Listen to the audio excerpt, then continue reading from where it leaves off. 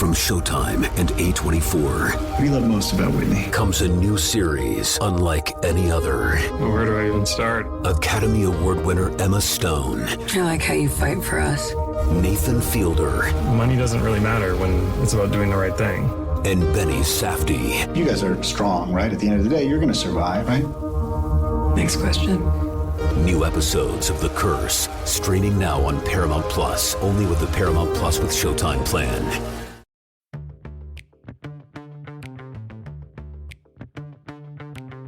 Hey guys, it's Christine from Storyworthy. Today on the show, comedian and sitcom writer and performer Monica Piper talks about a promise that she broke.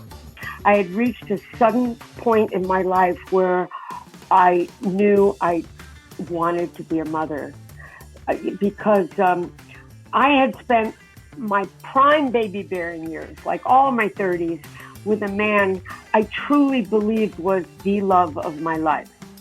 And it kills me too, because I honestly still think it could have worked if only he'd been an entirely different person. Today on the show, comedian and comedy writer Monica Piper tells a fantastic story about breaking promises. Stay close. Hey, my name is Monica Piper, and you're listening to Storyworthy.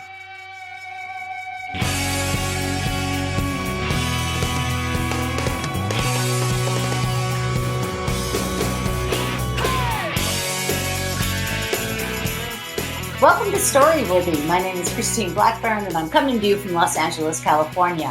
Whether you're a longtime fan of the show of over 10 years or you're a new listener, welcome to Storyworthy. Now, I hope you guys had a chance to listen to Debbie Casper last week. Monica, you know Debbie, right? She's one of my great friends. She's hilarious. That is so ironic. I know. It's just so ironic. I don't know how, I didn't even connect that you guys were friends. Total coincidence. But, I think if all of us, 6 degrees for everybody. Everybody knows somebody through somebody. When we're a small comedy community, even though there's lots of us, we know each other. I say that too. I really do. However, I didn't know Debbie before I just met her last week, and I've been here 23 years. Like, how didn't I know Debbie Casper? I don't know. How didn't I know you? This I don't know. Well, anyway, Debbie's story last week was remarkable. She talked about being a waitress in New York City, and this guy comes in and he's got stumbling drunk, and he says he's Billy Joel, but we really don't know because she doesn't recognize him. Did you listen to it? Oh, I listened to it. It was hilarious. Well, her book is hilarious. So funny. Oh my gosh, her book, it's called You're Not That Pretty and Other Tales My Parents Told Me. I laughed so hard in that book, and I finished it like in 2 days. I just whipped right through it. I know. And her one-woman show is brilliant, too. I know. Her one-woman show, I think it's called Where is Debbie or something like that. Or has anyone seen Debbie? That's it. And sadly, she had it polished, and it was done in New York. It was getting rave reviews. She's moving it to L.A., and then stupid COVID. I know. Hey, my show was... We were booking it for tour, and it all ended. That just stinks. We played off Broadway, and then we came back here, and then we were touring. And goodbye. You roll with it. What are you going to do? It's just, you have to roll with it, but it is shocking. I mean, you have to admit it. It's shocking that any of this is happening. Obviously, we're living in bizarro times. It's too crazy to, I just try to find the positive. So, certain days it's really impossible, but other days it's like, I'm looking at masks like a good thing now. No makeup, no, I don't, if I go out without sunscreen, I don't panic because I've got a mask. So.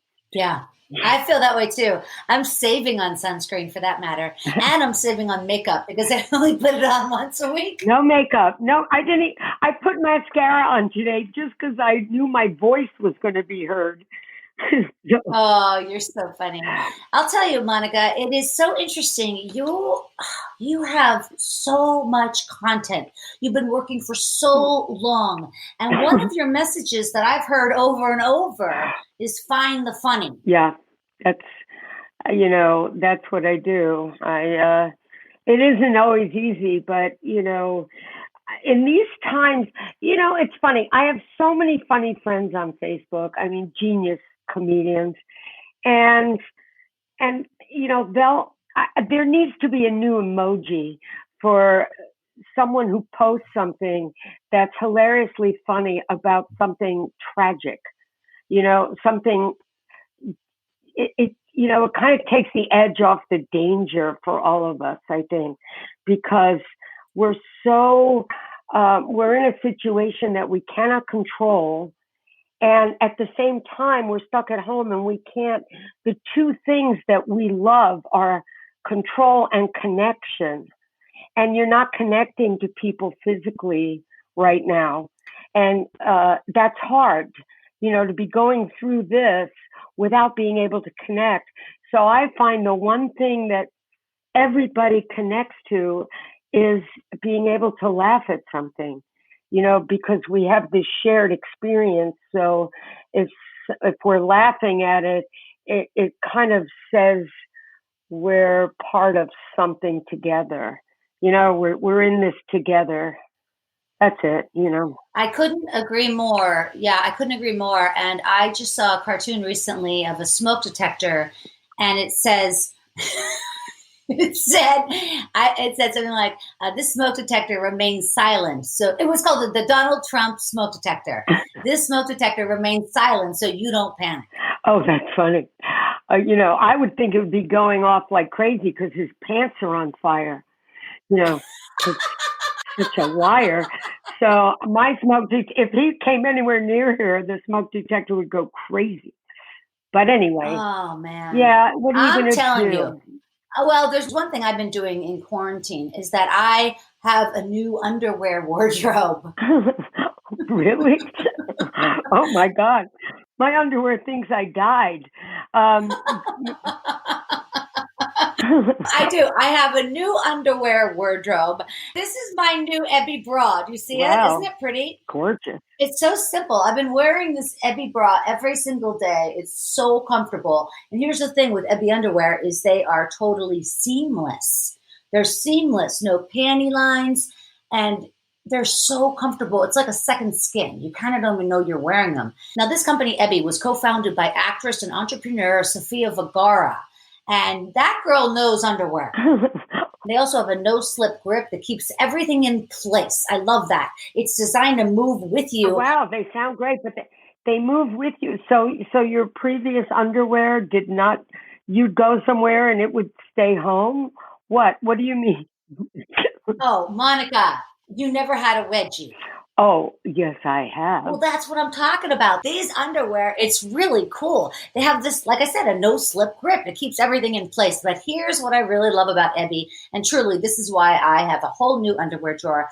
I love the idea of this underwear, because check it out. It's actually a membership that keeps your underwear drawer fresh, and it helps fund cyclical microfinance loans for women around the world. Monica Piper, do you know what I mean by a cyclical microfinance loan? I think so. I mean, well, actually, no. It's actually really cool. Check it out. 10% of every Ebby purchase funds business loans for women around the world. Oh, that's great. And so what happens is they can give a woman a small loan, and when she pays it back, it goes to another woman. That's the cyclical part. So the underwear is essential anyway, right? Women empowering each other is also essential. From the women wearing Ebbies to the women starting up businesses, this is empowerment on repeat. So how do you go? What do you do? Okay, I'm going to tell you what you do. You're going to get 20% off your first order if you join shop.join-ebby.com. That's shop.join-ebby.com and use the promo code WORTHY20. You will get 20% off, and 10% again of every purchase funds small loans for women around the world. Head over to shop.join-ebby.com and use that code WORTHY20. And you're going to like me, and you're going to think of me the next time your underwear doesn't ride up. You know what I'm saying? This is a gift. I can't wait. I know. They're really, really cool underwear. And like I said, they're bras. I love the bra. Can't get enough of it. Okay, you guys, Monica, she brings forth the topic, breaking promises. And I have to say, Monica, like, especially here in Los Angeles and being in this kind of comedy game, etc., you really can't break promises. Because if you do, you're not going to get another gig from those people. Like if somebody books you and you just blow them off and not for a good reason. Oh, they would never book you again.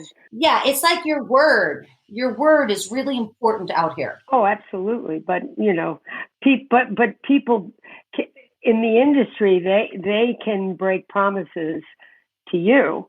And it seems like it's a different standard. But, you know, I'm talking more about life promises. Okay. Promises that, you know, really kind of test your own integrity. Yeah. You know, promises when it's tough to keep. Yeah, I hear that.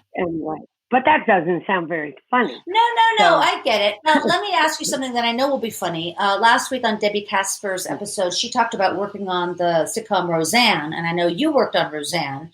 And I did. And also my ex-boyfriend, Mike Gandolfi, he worked over there, I believe, on Roseanne. Oh, he did. He did when I was there. I love him. Yeah, good guy. You know, we're still friends. We're friends on Facebook, and yeah, he's a really funny guy, and he's a great guy. Super funny. He's super funny. He's one of those guys.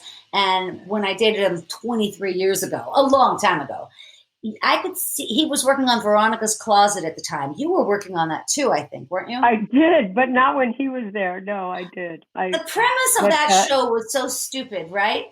So stupid. I don't even. I you know, it's on my credits. It's on my resume, but it was crazy. There were 3 women on the staff. The rest was all men and young, and the whole premise, it was just very scatological. The premise was this woman runs a Fortune 500 company, sort of like Victoria's Secret, but it's called Veronica's Closet. But she runs this Fortune 500 company, and she's an idiot. Yeah, well, yeah. But how can that make sense? Well, it didn't have to make sense. You just had to have poop jokes and so a lot about that didn't make sense. But I can't complain. It was a job, and I was a writer on TV, so you know I cannot complain. So what I was going to say though is Mike Gandolfi was one of those guys who I could watch him thinking about something funny to say right after I said it. Like he couldn't even we couldn't really talk back and forth because he was always thinking of what the joke was. Yep, I have friends like that. He was thinking so fast that he wasn't really in the moment. No, I know. You know, there's a lot of people like that, whether they're thinking of a joke or not. There's people you're having a discussion with and they're already thinking of their response, especially if it's an argument. They're not listening to what you're saying. They're formulating how they're going to shoot down what they don't even know you're about to say, but they're, you know, it's part of life. And the thing is, we both have a lot of really smart friends, so their brains work really fast. So I can't blame them. That's what I was just thinking about. Recently on the show, I've had Judy Gold, oh my God, Wendy Liebman, Debbie Casper, and now you, Monica Piper. Your resume is so long. Your IMDb credits go on and on. Thank you. I'm 90. Thank you. I remember Mike working, 15, 18-hour days all the time. Oh, yes. Well, we'll get into that a little bit when I tell my story. Okay. Well, I'm super excited. Yeah, me too. All right, you guys, she's here right now, Monica Piper. Holy cow, holy cow. She is an Emmy Award-winning comedy writer and a stand-up comedian. She starred in her own Showtime special, No Monica, Just You, and she was named one of the top 5 female comedians in America by the American Comedy Awards. By the way, I went to the American Comedy Awards about 20 years ago, and I got a piece of swag that I still have. It's from the Comedy Awards, and that swag is jumper cables. Oh, you're kidding. Oh, that's hilarious. Did you get any of those? No, I didn't get jumper cables, but I did get 4 cans of oil from my birthday from a boyfriend once. That's hilarious. Yeah, I know. He's not my boyfriend anymore, but it was ridiculous. But anyway, the comedy, those things are, you get good swag, but it was an honor just to be nominated. I know. I'm just saying that it's really cool to get good swag like that. Like, I didn't have jumper cables, and 20 years later, I still have jumper cables.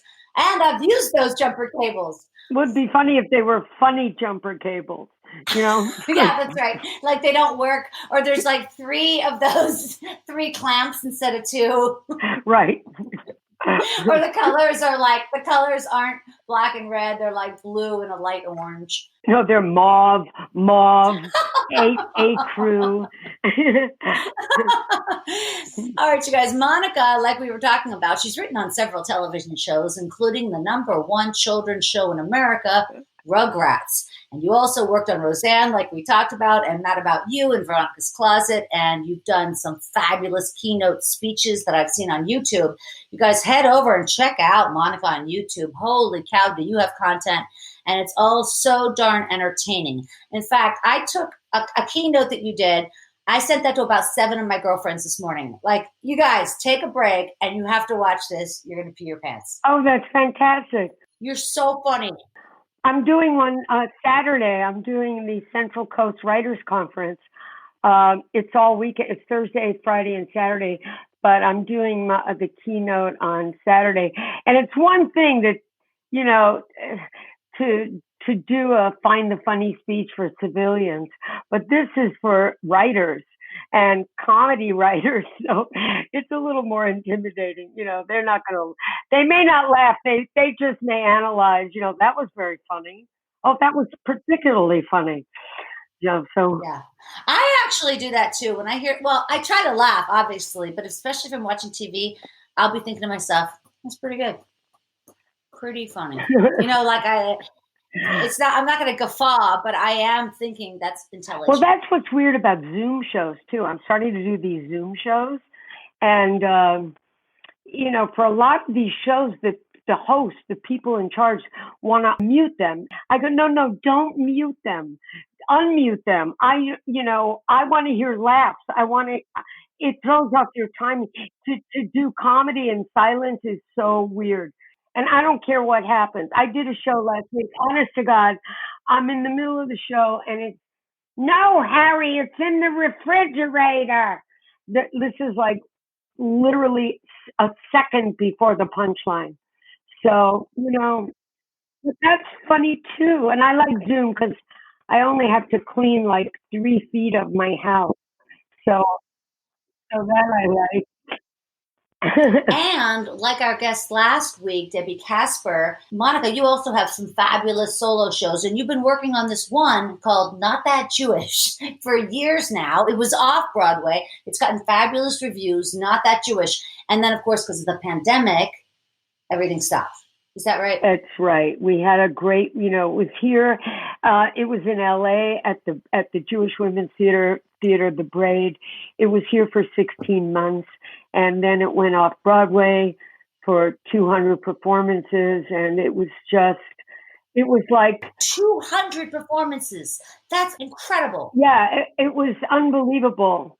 And it was unbelievable. They put me up, and I was literally living back in New York again. I hadn't been back in so long, and it was just great. It was fun.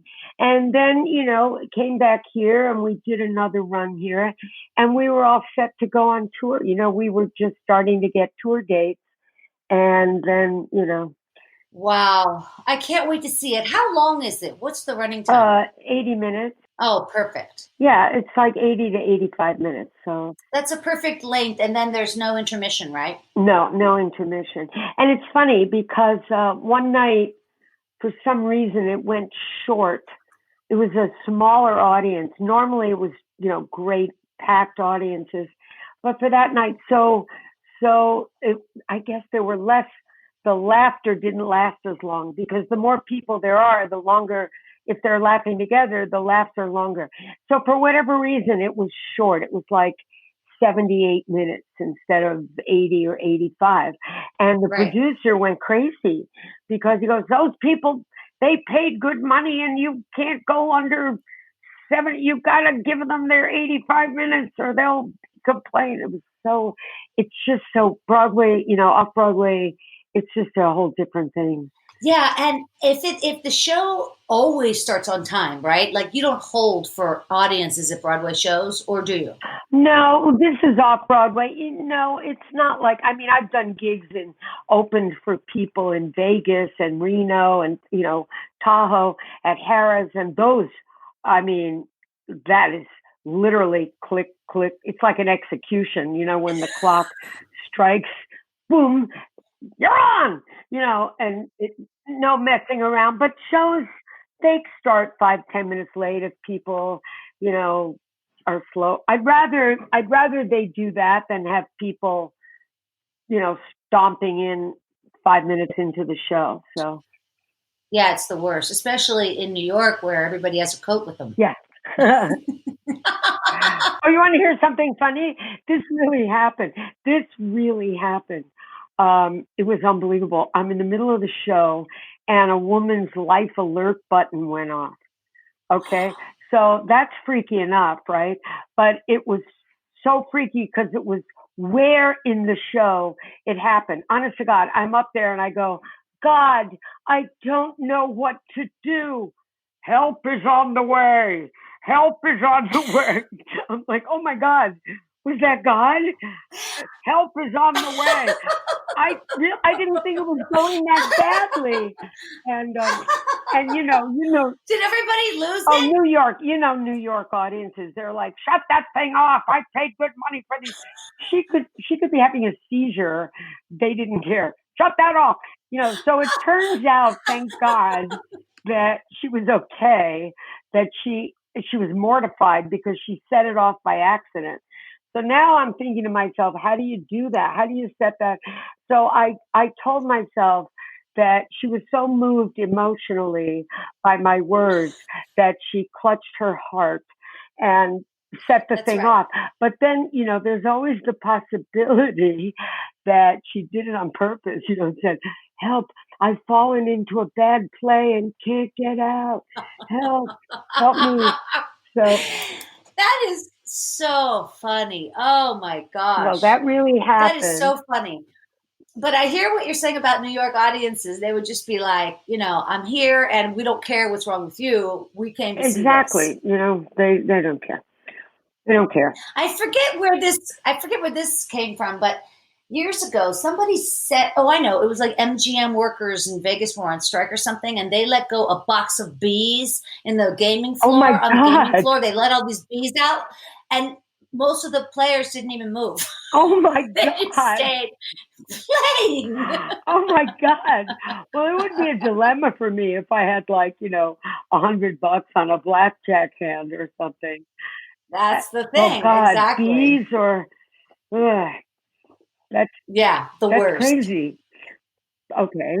All right. Well, listen, I'm just so thrilled you're here. Thank you so much. Friends, wherever you are, please put your hands together for the fabulous Monica Piper. There's a little story called Promises to Keep. And this isn't one of those stories where someone says, does a whole, like Debbie's about that one night, thinking it was believed. This is a story that kind of takes place over years, to go from beginning to end. But we'll start this way. It's called Promises to Keep because you'll see why. When my son was an infant, people would ask, how could you possibly have a newborn and look this good? They would, they'd say that to me. And I go, well, it's really quite simple. I exercise daily, eat only healthy foods, and he's adopted. So now you have to realize this was 1991. In 91, a single woman adopting raised questions, right? People, it wasn't really acceptable. Is she a lesbian? Is she selfish? is she a selfish lesbian? They had all these questions, and it really was simple. I had reached a sudden point in my life where I knew I wanted to be a mother because I had spent my prime baby bearing years, like all my 30s, with a man I truly believed was the love of my life. And it kills me too, because I honestly still think it could have worked if only he'd been an entirely different person. So, no, I mean, I was a rising comedian. I was playing clubs. I was starting to do TV. I was doing interviews. And he was a gorgeous but moody, struggling musician. So how could that fail? Right? All right. So, but the thing is, when you're in the relationship, it never occurred to me that someday I wouldn't be raising a family. It just never even occurred to me. I just knew always someday there'd be the husband, the kids. And now to suddenly realize that you are not only without a man, but you're 41 in Los Angeles, it's a very chilling possibility that this may never happen. And comedians spend lots of time in airports. And there, all I saw were mothers and fathers with babies and kids, going, coming somewhere together. And I realized I'm flying from city to city telling jokes. I love it. I love being a comic. I love what I do. But it was like a crisis point because suddenly family was the only thing that made sense. And my life wasn't making sense. So I knew, though, that finding a perfect husband and father would take time. And I could only assume if I was an impatient ex-New Yorker, so were my eggs. So I decided that my only choice was to have the baby and then find the man, because I could be waiting forever to find the right guy to have a baby. So I did a year of fertility treatments with 6-foot green-eyed musical and athletic sperm sample 142, and those were deemed unsuccessful. It's such a clinical word, but unsuccessful. But I disagree. You know why? Because it led a really good friend to say to me, "Do you want to be pregnant or do you want to be a mother?" And I had never thought of it that way, and that led me to Joanne. Now, how we met is a whole other story. Just know God had a hand in it. She was 19, single, had a 3-month-old baby when she found herself pregnant again in Hendersonville, Tennessee. She hardly had the means to take care of the infant she had, much less another one. But I'm saying right now, don't judge her. She's my hero. Okay, so we spoke on the phone, getting to know each other. We talked about the father, a cute construction worker who breezed through town putting up a Pep Boys. But I liked her right away. Oh, and I really liked her right away because she said she'd seen me on TV and thought I was funny. So that kind of sealed the deal for me. But I naturally said to her, she was really smart and sweet and very good about her prenatal care. And I asked her, why would you choose a single woman? And she said, because marriage is no guarantee. When my father walked out on all of us, my mom didn't know shit about how to earn a living, and you already do. So to her, that was huge. And she also loved the idea that he'd grow up around comedians and see the world as a funny place, So when she was 6 months pregnant, I flew her and her then 9-month-old daughter, baby Allie, out here, and I put them up in an apartment in the marina. And we grew very close over the next 3 months. She was loving and attentive to Allie. She talked about going back to school. We thought about names, decided on Jake. And this part was great. I asked how she felt about my raising him Jewish. And she took a beat and said, "So, no Jesus?" Now I took a beat, not entirely. I'm sure if I stub my toe or something, he'll hear Jesus. So thank God she laughed. But then, it got serious. I asked her for the 100th time, "Are you sure? Are you sure? Are you sure?" That's the most important. You kind of, that's the scary part, because you're asking that up until the absolute very end. You're never 100% sure. So I asked her, and she said, she was so honest and emotional. She said, "Of course I'm going to want to keep him. I love him, but that would make it about me. And this is the only way Jake and Allie have a shot at a good life." So I promised her, I said, "I'll find him a great dad." And she said, "No, just promise me you'll be a great mom." So I said, "Oh, I do, I will." And, the birth was very emotional for both of us. I promised her again I'd be a great mom. So now I kissed her and Allie goodbye 4 days later, and, wondering, am I ever going to meet them again in the future? I've never been more grateful to any human being in my entire life. So on our first night home, I held him, I just loved so hard, so fast. I said, "Well, kid, it's you and me. And don't you worry, I'm going to keep my promise. I am going to be the greatest mom that ever was." Okay. Did you know that every time they cry, you have to do something? Did you know that? It was so shockingly frantic. It was like living with a little king. Suddenly my diaper is soiled. Wench, clean me. So it was, but you know what? I did it. I was doing it. And he was a happy baby. I was doing my job. But I had this neighbor, Pauline. She would remind me, every now and then that maybe I wasn't doing the best job, but she would never say it. She was very passive aggressive. She'd say things like, "Well, look at the precious little baby outside without a hat." So I hated her. So so passive aggressive. So passive aggressive. But then he got a little older, and I took him with me on the road. It was the greatest. I took him with me to comedy clubs all over the country.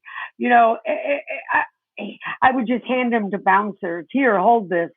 Now Monica Piper. "Here, hold this." And but it was great because I was totally keeping my promise. We were never apart. I was nurturer and breadwinner as a single woman. And I was a stay-at-hotel mom, so I was keeping my promise.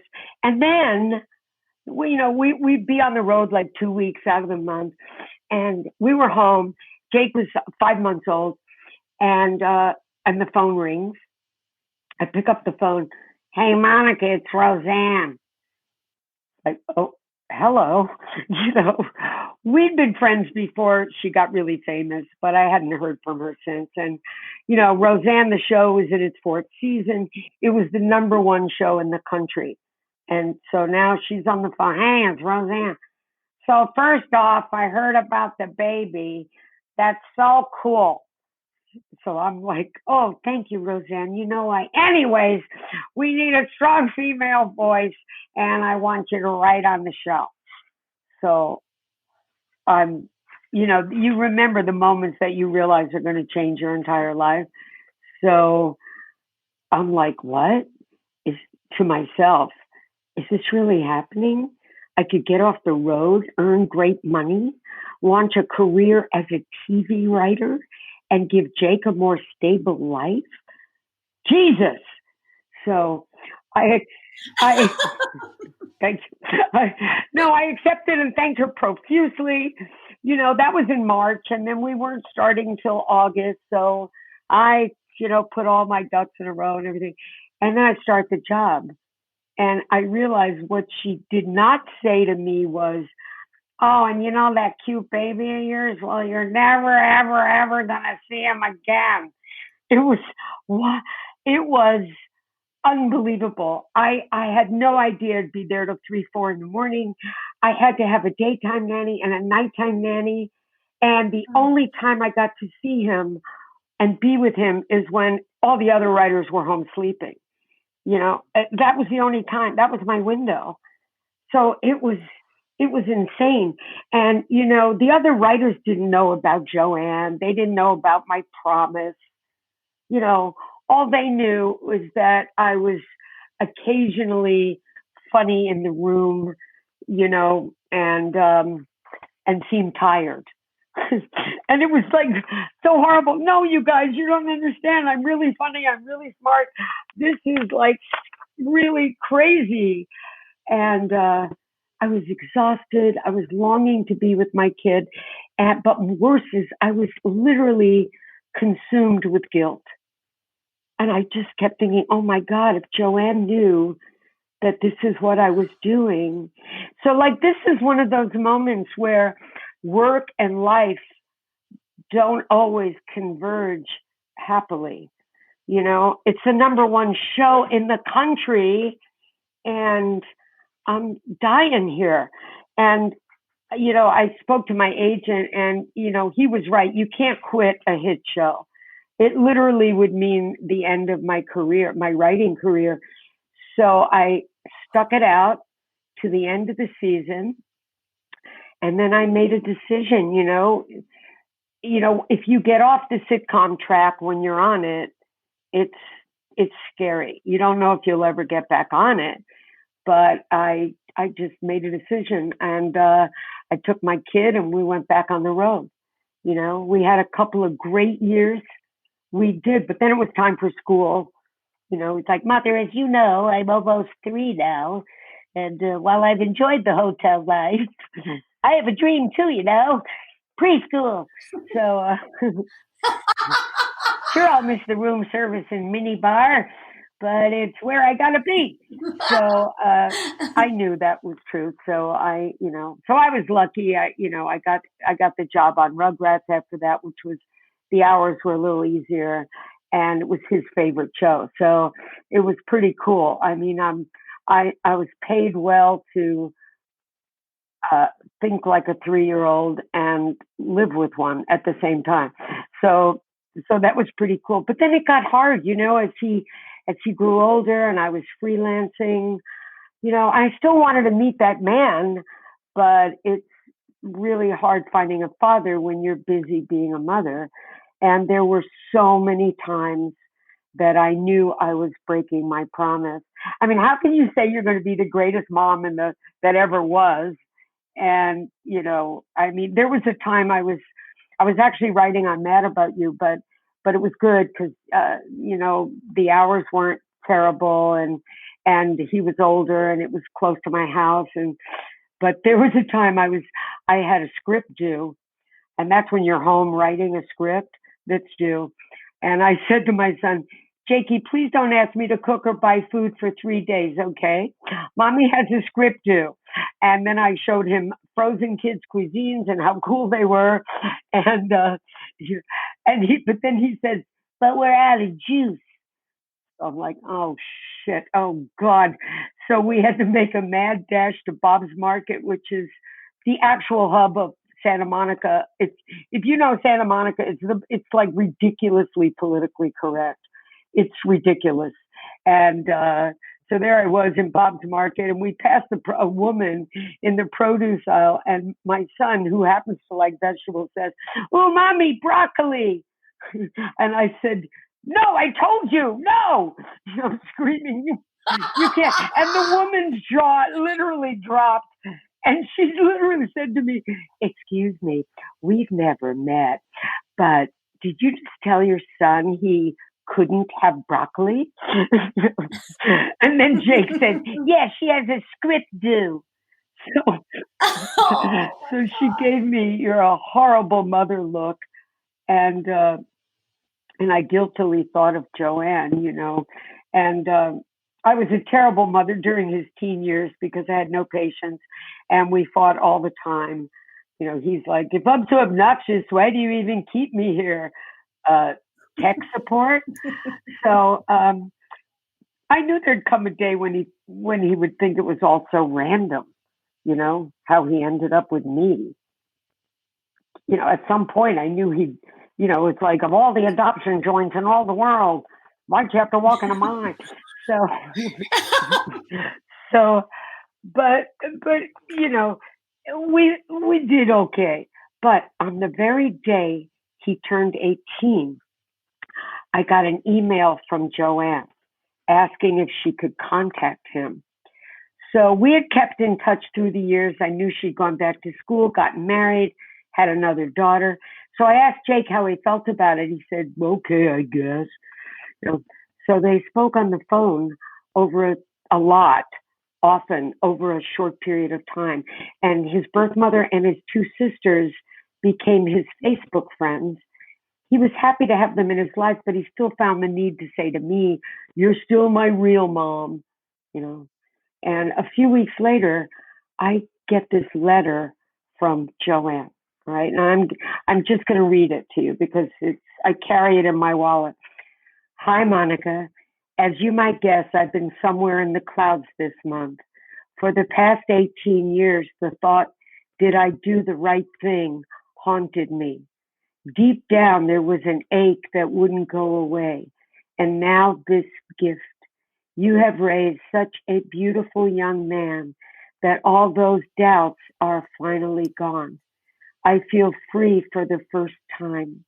I know that Jake is a reflection of you, and hey, kudos to me for choosing you. I just had to say thank you. All my love, Joe. And I, burst into tears and said, thank me? Jesus. And I just said to myself, keep keeping my promise. I put it on my to-do list, and then I microwaved his dinner.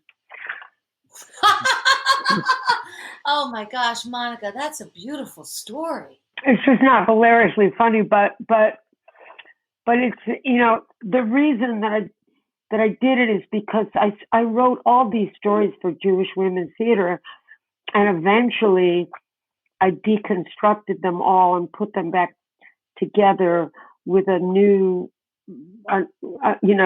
for Not That Jewish. This was one of the origin stories for the play. Wow. So anyway. It's such a beautiful story. Now, so basically Joanne and then the father, did they both have to give up parental rights?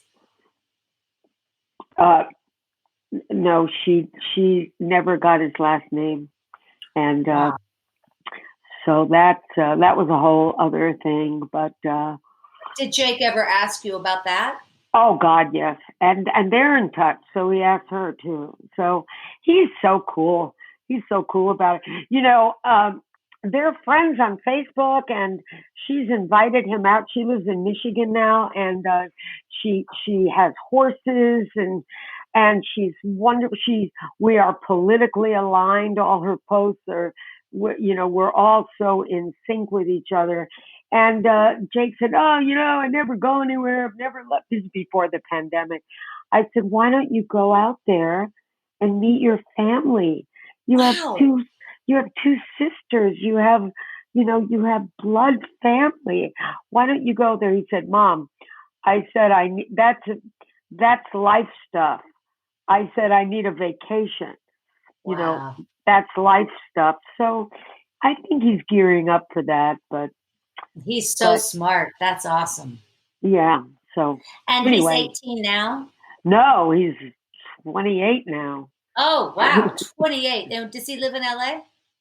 Oh, yeah. He lives about 2 rooms from where I'm sitting. Hey, that's fantastic. I'm so glad he's with you. That's beautiful. It's either that or I have to get a life alert button. So I've told him, go move. You've got, you can move in with guys and go do your. No, Mom, you can't reach stuff. because I'm short. I And love him. That is so cute. I have carpal tunnel. On some of my fingers from writing that Yeah. play. And he says you can't reach stuff and you can't open stuff. So What do you do for that, by the way? Do you do the steroid shots or? no, I don't do anything. I need, there's an operation you can get, but But is it because like I have something called trigger finger? Like you could even see it. Ow, it hurts.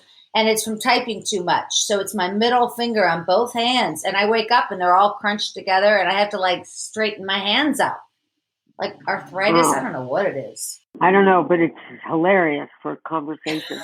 But wait, yours, I just want to know something. I need to know this. Is it in your wrist then, the carpal tunnel, like that? No, it's in my fingers of my right hand. They're sort of numb, so it's hard to put earrings in. It's hard, but The dexterity. yeah, but that's all right. I'm just curious. I'm curious because I've got the same issue. Don't worry, guys. I'm ambidextrous. So listen, you remind me a little bit about my friend Madeline Smithberg. Do you know Madeline? No, I don't. She must be adorable. She was the co-creator of The Daily Show on Comedy Central, and then she worked there Oh, on The Daily Show for 7 Oh, years. wow. And previous to that, she Oh, worked wow. with David Letterman as a producer on his show for 7 years. And she chose to adopt a child on her own.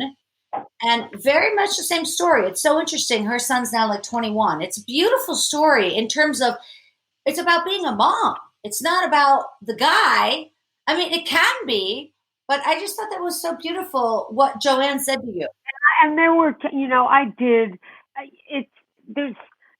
I went out with this one guy who didn't have kids. And he said, "You're my first single mother. How does it work?"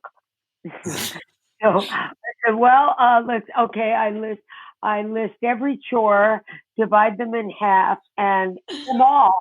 So he said, "No, I mean dating. When can you get out?" And then you look at your life. You go, "Well, I'm with them on school nights, and there's homework, little league, hockey practice, trombone lessons," and he's like, Did he really say, when do you get out? Yeah, when do you get out? That's extremely funny.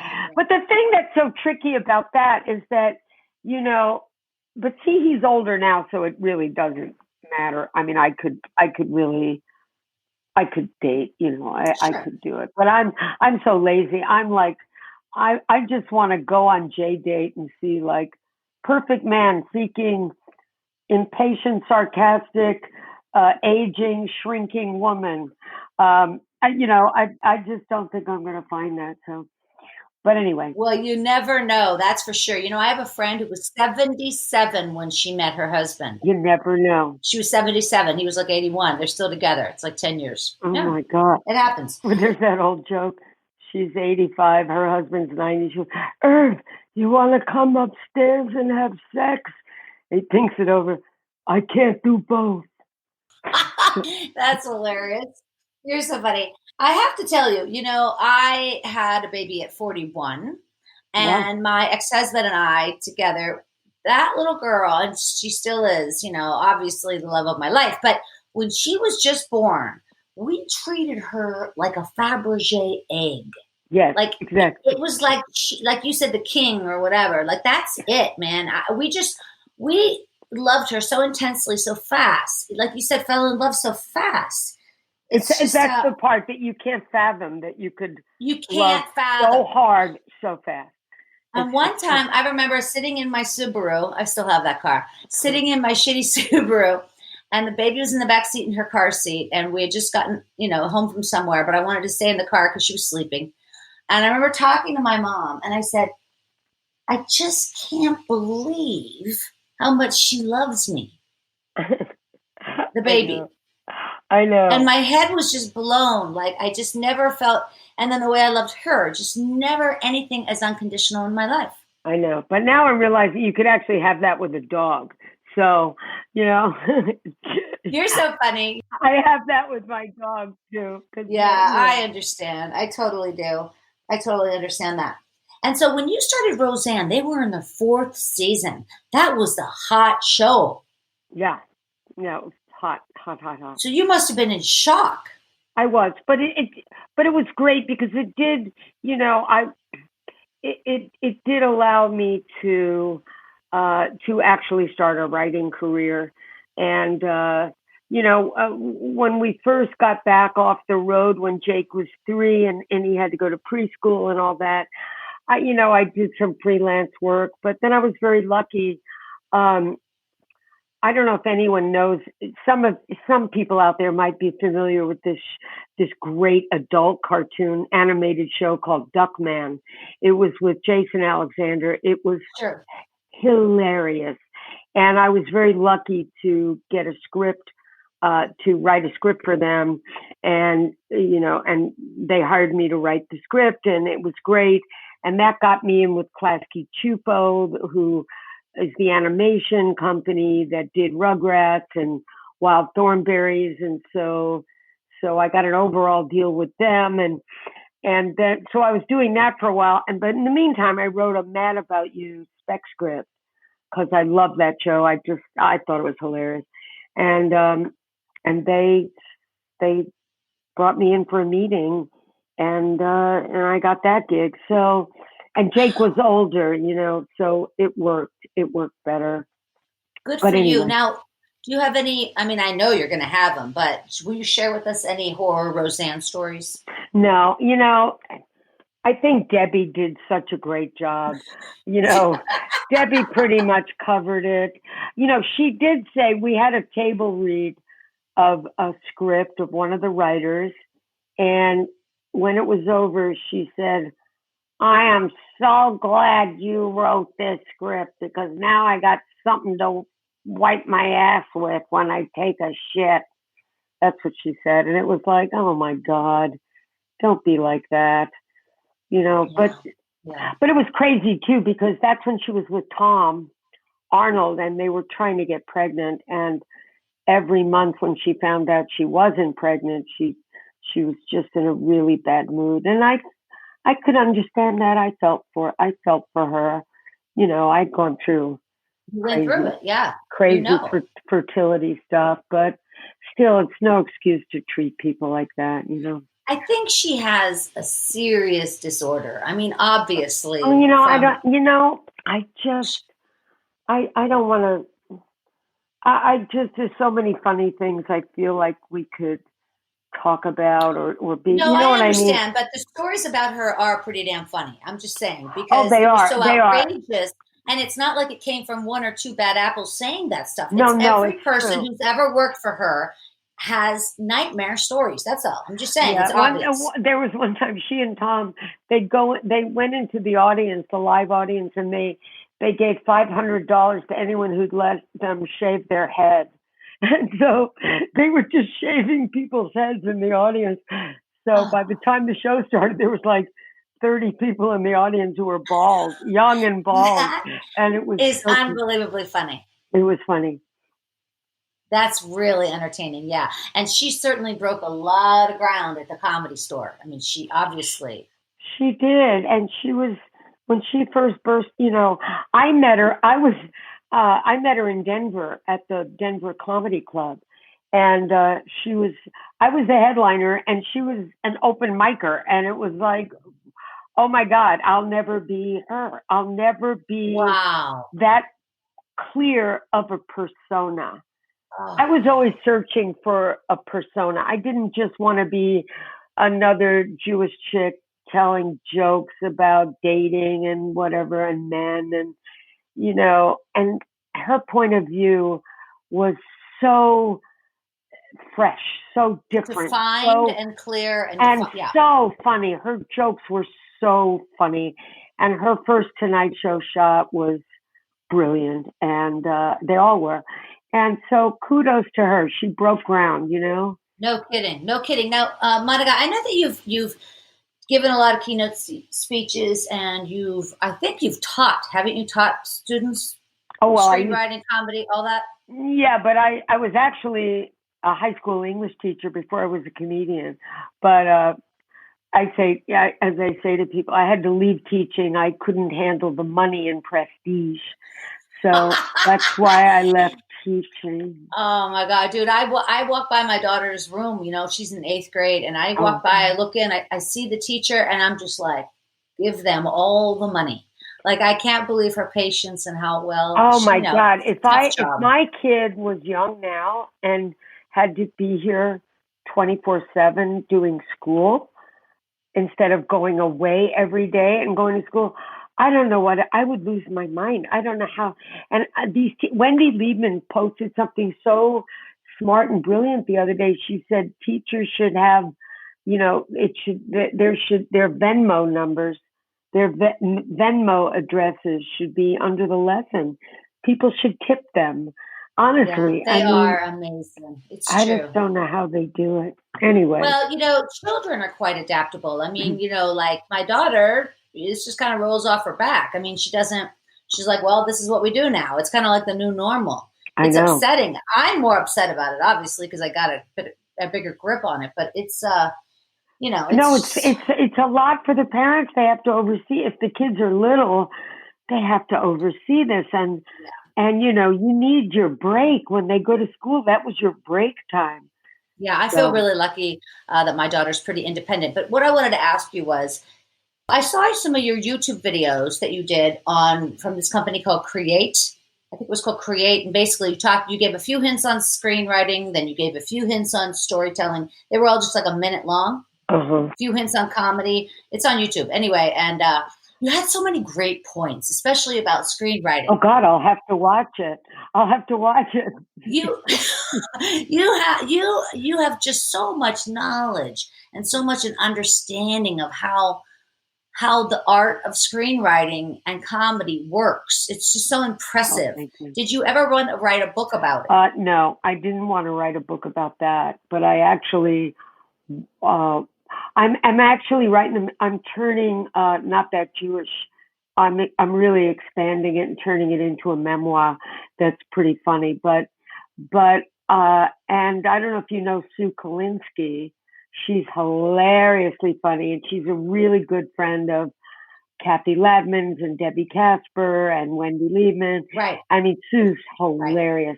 Right. And she and I have been writing an animated movie off and on for years because, when we're both not working, we write together. But she constantly got jobs, and then I got jobs, and we took a break. So now this is a good time for us to actually finish it. And it's really funny. You will. Oh, I can't wait. Will it be about 80 minutes as well? Oh, no. It's a movie. Yeah, well, I guess a movie is about 90 minutes, hour and a half. So, yeah. But it's different from a live show, It's a movie. So, yeah, because it's animated. I can't wait. Yeah. It's animated. So. Do you have an illustrator in mind? Oh, no, you need an animator. Well, first you have to, we just have to write the script and then we have to sell it. So, I could be 90 before that happens. Okay. So that's a process. That's a process down the line. Oh, yeah. Okay. Illustration, I guess, that's the word for books when they draw in books, but animation, of course, is more. It's a whole nother thing. There's story artists, there's the animators. It's a whole other thing. Yeah, it's a big thing. Yeah. But I love animation. My time on Rugrats and the Wild Thornberrys, and I did a bunch of stuff for Nickelodeon and Disney and Cartoon Network, and animation is so much fun. And it's so much fun. And you did a lot of voices on the Rugrats, didn't you? No, I didn't do a lot. I would love. That's my dream job, by the way. Yeah. I know. I have my dream job is to be. Did something just happen because my earbud fell out? Does it sound different? It was just it clicked on the table. It's fine. Okay. No, seriously, my total dream job is to do voiceovers. That's what I want to do. So that's what I want to do. It's so it's so coveted because your voice stays with you your whole life, right? And so it doesn't really matter. No, but it changes. It gets older and craggier. Yeah, well, but you could have a sound. If you got a little studio in your house, you could do it for years. Obviously. Yeah, the studio and the job. Well, I know, but I mean, in other words, there's no turnover. There's no turnover. That's what I'm saying. Right. Like as a right, woman, right. if I'm an actress and I'm 30, that's one thing. But when I'm 40, forget it. And so it's the same with animation. In other words, you're not changing in animation. So I'm just saying those voiceover artists are really hanging on because the money is good and it's easy peasy. Oh, Rugrats, they're rebooting Rugrats right now. 2020, right now. Yes, 2020. The show's been rebooted. Wow. So, and I'm lucky enough to get a script assignment. So I'm excited about that. But the thing is, the voices, the characters, Tommy and Chucky, and they're fantastic. They're the same people, Chucky, and yeah. they're amazing. But here's the thing, and I do this when I do the keynote speech about how to find the funny. It's really about taking stressful situations, and instead of exerting all this negative energy, stress makes you tired. Basically, it takes away your energy. If you're, how am I going to do this? Whereas if you can laugh at something, it actually, it's the opposite. It just gives you a tiny boost of energy because your brain is like you're on a little vacation when you're laughing, or when you're thinking of something funny. And so when I was working on Rugrats, it was like, sure, it was great. It was fun, but it was still a job. There was stress. I had to get the kid up, get him off to school. I had to drive in traffic. I had deadlines all over the place. It was still stressful. But I found that when we would, in the writer's room, I actually had a writer's room in there, and we would say, where were we? Okay. Gee, Cubby, you sure are my bestest friend. And all of a sudden it's like, oh, that was fun. The stress was gone. So I realized that if everybody had their own little cartoon voice that they came up with, okay, like you, tell me right now, come up with a cartoon voice. Say, hi, Monica. Hi, Monica. Hi, Monica. So that's your little cartoon voice. So if you tell someone something that stressed you out, but you do it in your cartoon voice, it's really hard to stay stressed that long. I had a married couple. They were literally at one of my things, but they were in the middle of a fight.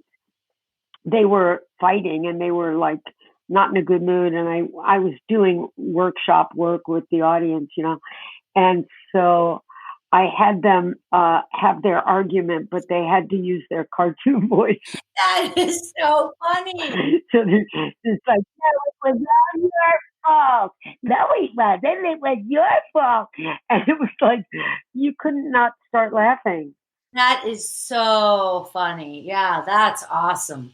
Well, you've got your head around comedy in such a profound way, Monica, because you haven't just done the screenwriting, but you've also done, the stage work. And so you've kind of have this balance of comedian and then screenwriter, and they often do go hand in hand. Yeah. And you'll see a lot of screenwriters' names on The Simpsons, of course, and they're all comedians. Yeah.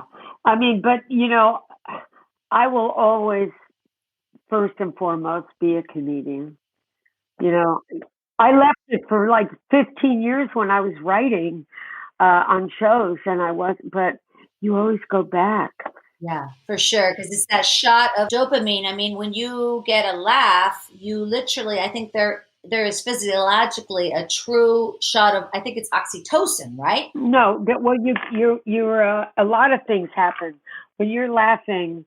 Well, first of all, the thing is when you're laughing, at the exact moment that you're laughing, it's impossible to feel angry, sad, or anxious at the exact moment that you're laughing. So when you're laughing, you're not feeling those things. So the more you can, Milton Berle says, laughter is a vacation. Yeah, and it can really extend your life, I'm sure of it. It literally improves your blood circulation. Literally, there's physical stuff that happens. Your muscles relax, your blood circulation improves.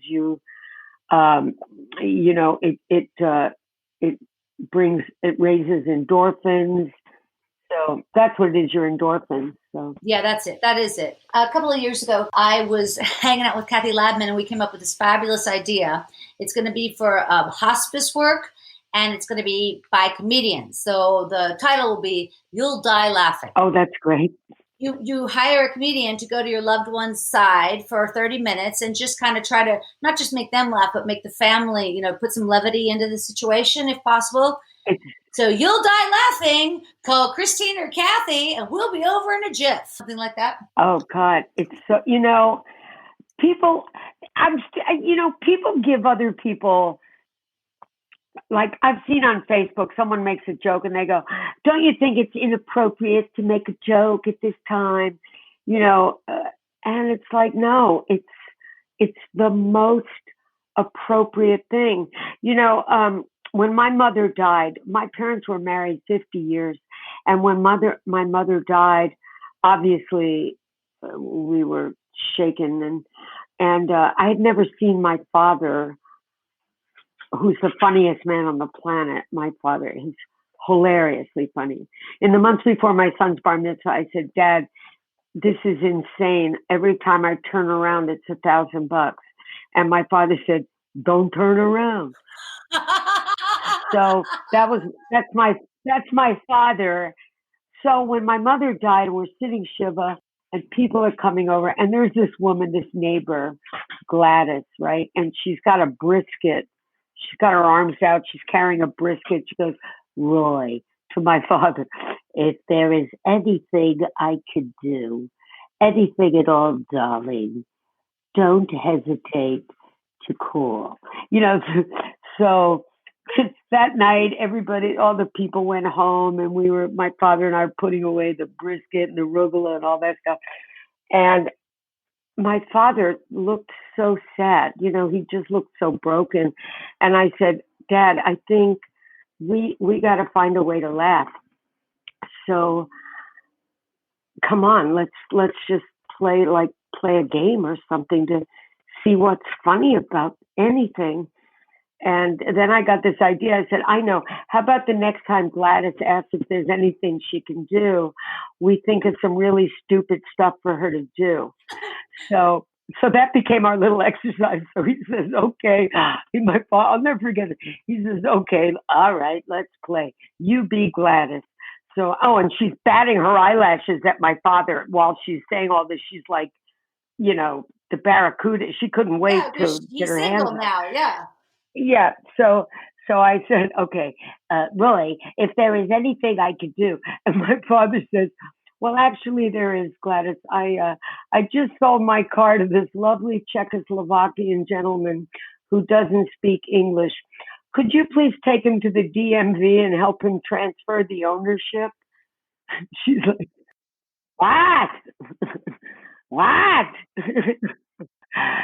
But we laughed. The point is that we laughed, and I think anybody can do that. But for us, my father always says, Jews are funny, and making people laugh is a gift.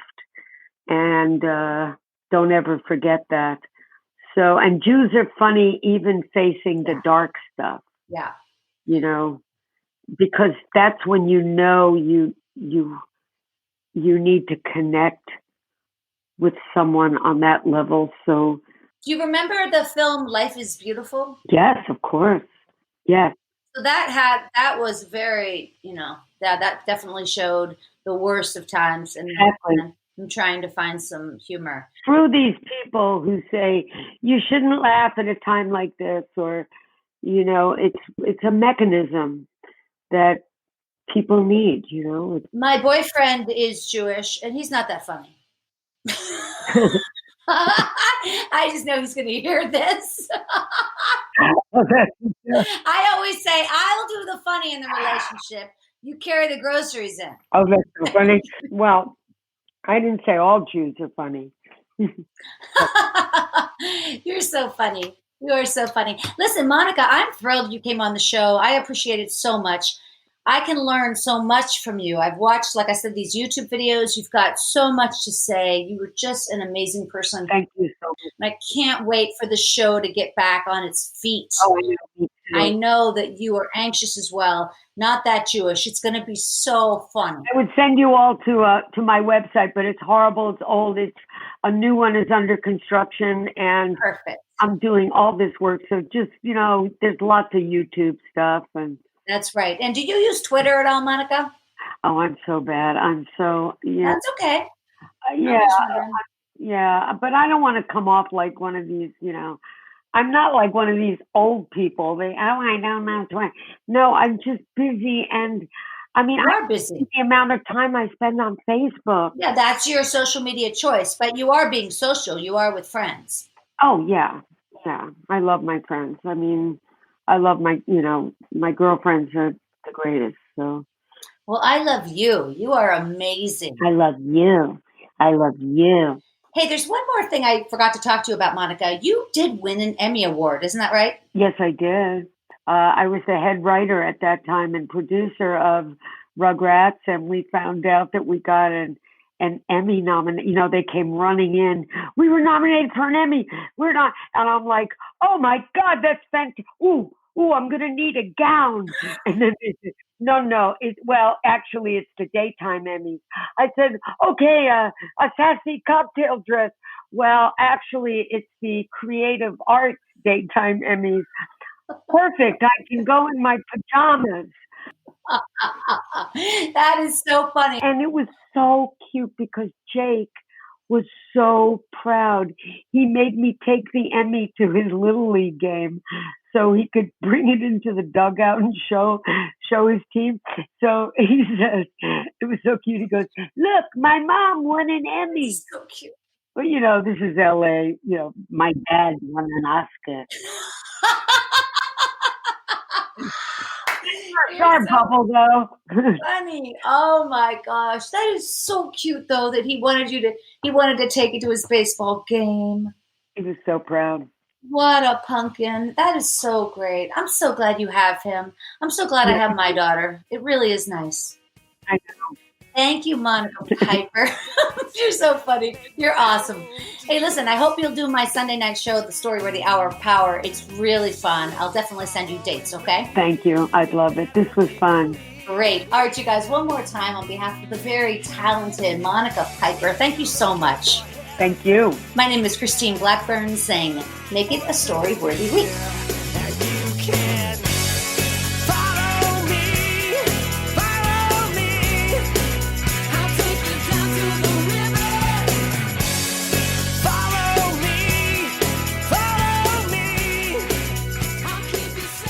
Thanks for joining us on the Storyworthy podcast. We'll be back next week with all new stories. Subscribe to Storyworthy on iTunes and visit the Storyworthy website at storyworthypodcast.com.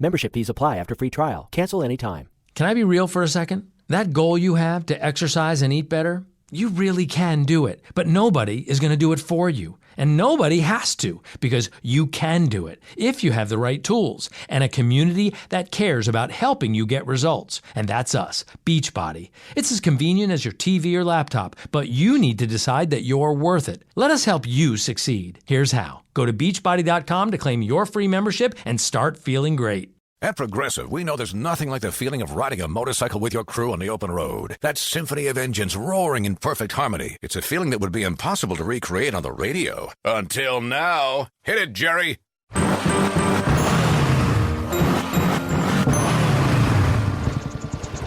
Oh, my word. Really, really terrible. Was that a glockenspiel, Jerry? Quote with Progressive and see if you could save with America's #1 motorcycle insurer. Progressive Casualty Insurance Company and Affiliates. No, Jerry. It's over.